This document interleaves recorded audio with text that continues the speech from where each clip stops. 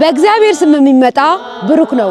መዝሙር 118 ከቁጥር 26። እንኳን ለሆሳዕናና ለጌታችን ለመድኃኒታችን ለኢየሱስ ክርስቶስ ጥንተ ስቅለቱ በሰላም አደረሳችሁ።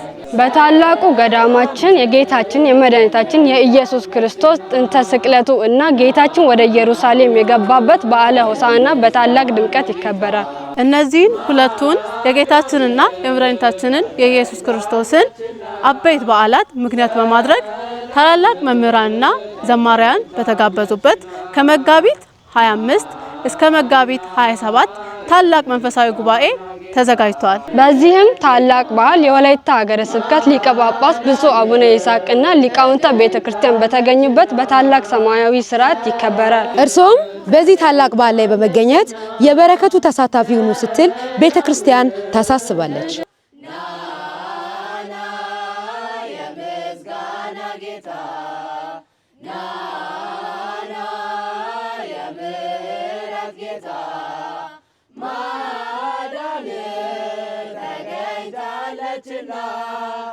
ሰላም ተገኝታለችና